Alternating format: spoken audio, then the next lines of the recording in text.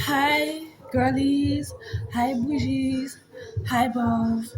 Today is mainly for the bows and the girlies that have been through struggle in their life. Sorry for the background noise. I'm outside. I've enjoyed my day today. I had a long day, so I'm sweating. I'm doing my best, but forgive me for that. So, as I said, today is especially for the bows and the gentlemen. So, I have this video on my heart. I don't know how I'm gonna title it yet. Maybe I'm gonna say police, toxic police relationship, toxic big homie relationship, toxic relationship with your mentor, kind of. I want to speak about this. So let's start. Um, so I wanted to first speak about what's going on in New York currently. Then this, people call her pretty, attractive police officer that goes around and touches young boy body parts willingly. She do it like she's looking for a suspect object, but she's actually looking at their pants and what they have in the pants. So everybody call her Pain, beautiful, gorgeous, and everything. So they allow her to do certain things that they would not allow a male officer to do.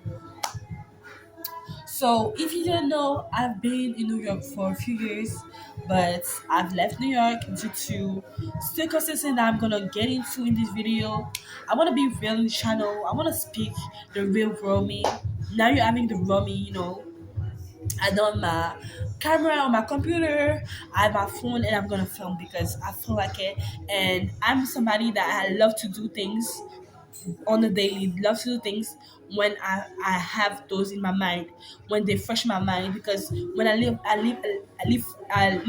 1 or 2 days later, I just forget my train of thought. And this is real day news. This is real, like, breaking news. This story just came out of this officer. I wouldn't say her name because she pissed me the fuck off because they were minors. They were um minor young boys that she was touching like nothing was there. And because she's a female, we allow her to do certain things that we would not allow a male to do, meaning touching body parts. If we feel like it's sexy because she's a female, she's getting back her rights. She's you know being that girl. So no, young boys are very impressionable, and young boys are very impressionable, and they tend to be aroused by certain things. But it's not really the meaning of this video. What I want to put is awareness on how racist police officer, caregiver, um social worker, use utilize those ways, toxic ways, that they create a boundary relationship with a young person, and then they abuse them. They come to abuse them.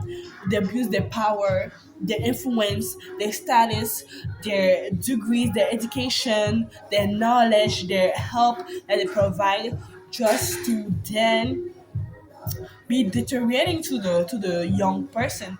It's especially for my teenagers and for my young adults. So when you start developing your thinking, getting to the world, getting to know things, and you start experiencing things, and you are not very experienced or aware of your surrounding and aware of how to carry yourself and protect yourself. So let's get on to this video. So she goes around, touches male body parts, look at their junk, and she allows herself to be very touchy and very tactical with those boys, and this is something that's very terrible. And I want to speak on, especially for the boys part, because I feel like it's underrated and people don't talk about it, and it's very like when things like that happen, people make fun. Oh, you lucky. Oh, she was paying. You must have liked it, and things like that. Things that we say to girls, but we say to boys. We don't care about. boys at all, when they in fact need to be protected too, as the girl should be protected. Women and men should equally be protected against predator and abuser. So I wanted to talk about how racist police officer take advantage of young boy that are growing up, and they create this disgusting relationship between both of those people. They create this kind of relationship of, how can I say it? This relationship of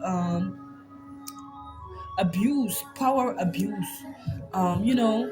And I wanted to talk about an underrated topic, which is mental institution. Sometimes in mental institution, things like that happen. You know, for me, being a part of it and experiencing it, I can say that mental institution is all very similar to the prison system, the jail system. It's very close. You don't have your free time. People treat you mean. You get pushed around. There's isolation rooms where you are alone for a long period of time. You can get put into those rooms for no reason, and they put a lot of stress into you. And you know, just having a record of you gotten into a mental institution makes you a degenerate, makes you a bad person, makes you have this weight of, you know, I'm less than. I've made a mistake. I've been weak before. I am mentally incapable. I'm not like others. I'm not capable of doing working, having a job, going to school, having an education, being, you know, organized and everything, being a normal functional human being. I want to talk about this.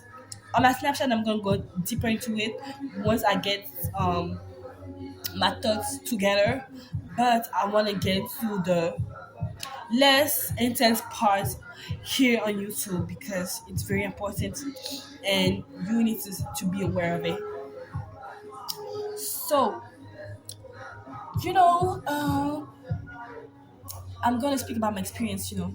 So, when you get into a mental institution, you have a social worker that takes care of your business, that goes to your house to see, to check if you are alright, that reminds you of your appointments, that is there um, for your therapy session. But those people can abuse their power, you know. I never actually talked to this with my parents or a friend or someone that can understand me and put me in a way, not as a mentally ill person, but as a, you know, person with rights. But actually, I never been asked to sign a paper saying, "Oh, I want to get into the mental institution. I want to." You know, I never got my voice taken to say, oh, do you consent to being taken into a mental institution? No, I was never asked that. I was directly sent into a mental institution. Like, the thing I can remember, my second hospitalization, they literally ambushed me. My parents ambushed me. They say, "Oh, we're going to the hospital for your brother," when actually it was to put me in the mental hospital institution.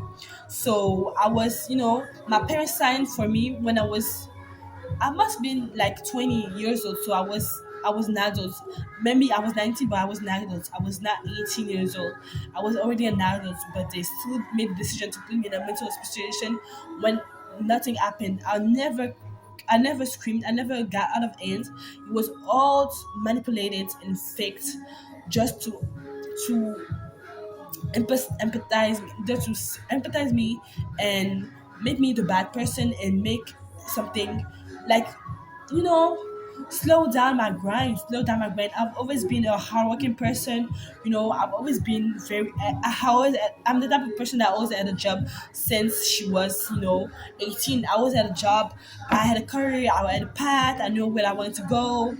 And I was a early bird. You know, I was younger in college. Even though I was in community college, I was still, you know, a few years earlier than earlier in my path. So I was a few years younger than the others. I always been a few years younger than the others. I I don't have the cleanest record with school because I was not the best student, but I did my best and I had a future. I had a career that I wanted to achieve. You know, I wanted to get into finance and everything. But I felt like, you know, people ambushed me and wanted to see me down because I remember I'm gonna tell you what happened and why I first got into the institution, the mental institution system. So one night I was at home and my mom came to my house and I was acting weird when I was just, it was time to sleep. I sleep naked, so I was taking off my clothes. And she said, "Why are you taking off clothes? Like I was doing something wrong. Like it's wrong to take off your clothes. Is it wrong if I'm hot? It's hot, and I need to be naked because I love my bed cold." She just, started to say I was doing crazy stuff. I was acting crazy, just put me as the bad person and putting bad terms on me. I never been the type of girl to have the best relationship with my parents. I never been liked by my parents. I was tolerated by my parents. They tolerated me because I was their child. They had to tolerate me. But I knew that they saw me differently than my brothers and sisters. I was treated differently, which which can be the reason why I'm here in Africa when my brothers and sisters are in Europe or the United States and I'm gonna go into Japan. But let's keep on going. Then there was this incident with my sister in the bathroom. So I was just talking to my sister. She wasn't naked. She claimed that she was naked. She was never naked. She was fully dressed. And I was asking random questions. I was just telling her how your day was because the day before she was crying at the table. So I was asking how your day was, how you feeling and everything. And then she started saying, calling the police, saying I was harassing her and I was assaulting her. So the cops came to the house and told me to stay away from her and everything. It went out like this. And starting this day, the police system and the mental hospitalization system started to emphasize me, but that, like, started to be on my butt, or they decided to be on my ass. They came to my house, raided my house, like it is crazy things. I never understood why, but I knew that it was because I had a purpose. People with a purpose are always um they always go to hard things because people see the purpose, they see the drive, and they want to stop it. It's purposely to stop your grind. And so yeah. So let's talk about my second hospitalization. So my first hospitalization, I'm gonna tell you what happened. They said I had to go for some blood work. That's why they told me I had to go for some blood work. And we went to those the elevator. We went to the elevator. We went to the last floor, and people smell. Sorry. So we went to the last floor, and I was sitting down. I lost a lot of weight because I couldn't eat because I was stressed out. I had a lot of classes. I needed to get my grades together because I could not have less than a 2.0. I had to have a good grades. So I went there and they made me waited for a long time, and then I said, "Can I go to the bathroom?" They told me the bathroom was on the other side. I went, and they basically closed the door and let me sleep here for the whole night. Basically, they ambushed me. Never asked for my consent. Never asked if I needed something while I was there. I was never asked why I was there. I was never. They just very rude, very not nice at all.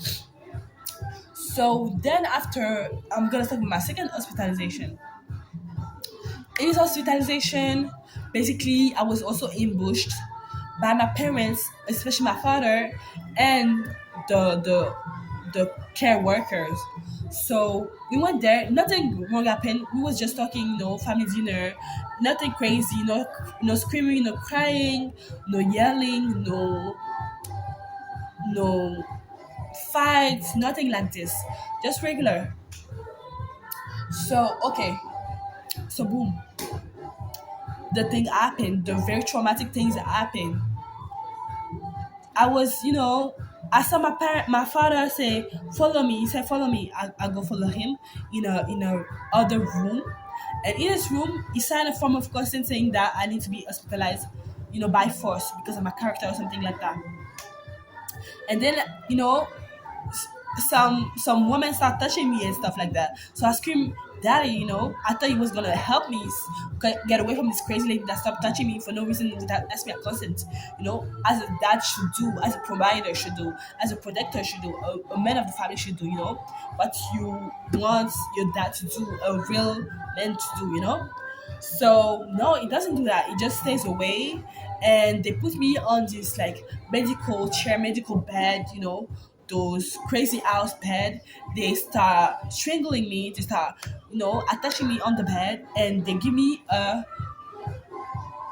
a syringe. They put a syringe in me. They insert a syringe in me for no reason. I was not acting crazy. I'm not screaming. I was not debating myself, and it's like I've been mistreated by the system, but I'm still standing today. So just know that my testimony is the testimony of my strength and my willpower. I know I'm going to make it, whether my parents want it or not.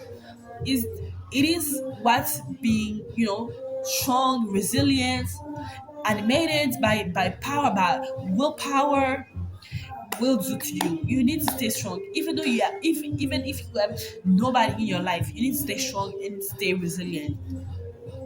So yeah, basically I was mistreated by the system and everything.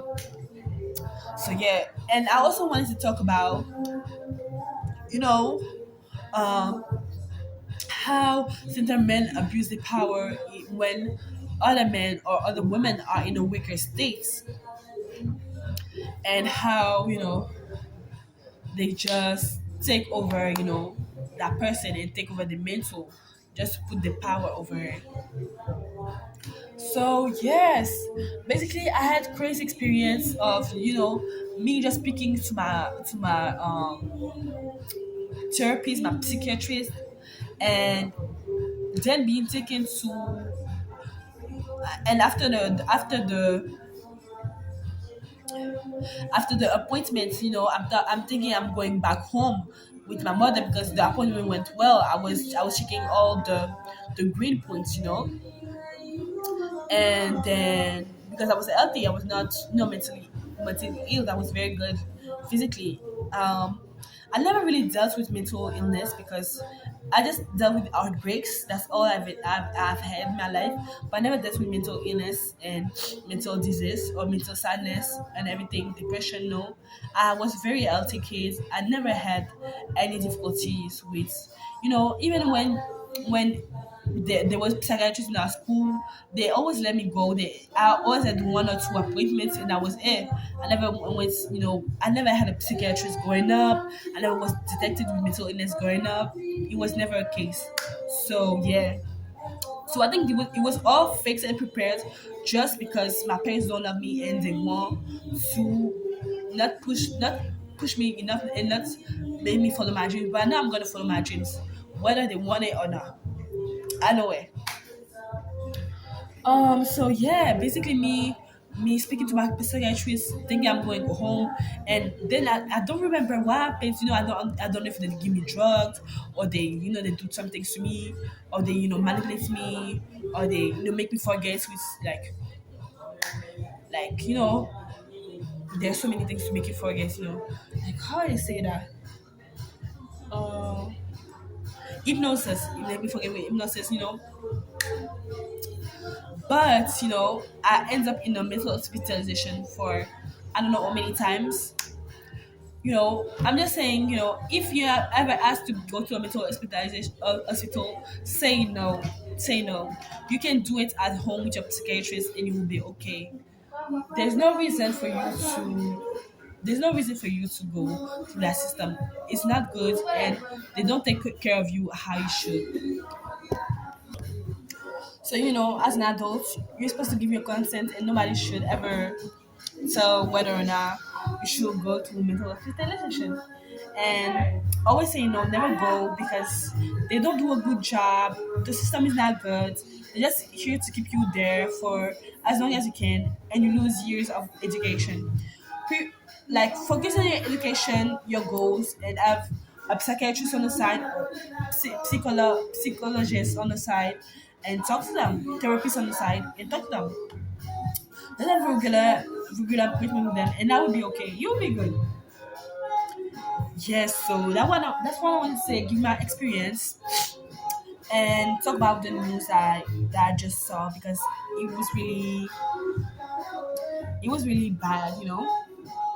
And I had bad meetings with police officers. You know, one day I was running, you know, in the park like a normal person, you know. And then, you know, these people start calling me and coming to go come eat with them, you know. I go eat with them, and then they start freaking out saying, "Oh, I should go, I should leave." I leave, and then they call the cops on me. The cops come like in 5 seconds because I'm in a white neighborhood, you know. Jacob said I came fast in I came fast like a policeman in white neighborhoods. You know the song. I think it's no role models, and it's actually true because they're always super fast when it's in a white neighborhood. But when you get getting beat on or you get threatened, you know, in the hood they never comes. They always forget about you. They don't care about you in that moment. So they came, they took me out without my consent, without telling my parents that I was going away. My parents had to look for me.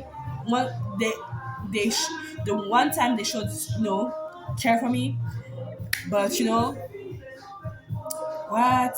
They just take me out. They put me in the mental hospital.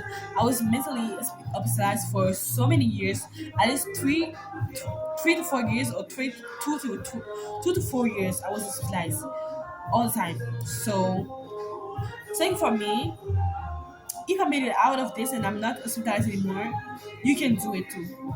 It's possible. So just stay strong, keep your heads up, and never let anybody that of power take over you. Whether that's your parents, a police officer, a social worker, a psychiatrist. If a psychiatrist want to give you meds and you don't want to take it, don't take them because why would you take meds if you don't want to take it? Just saying, you know, take care of yourself, of your mental health, and keep grinding. Yes.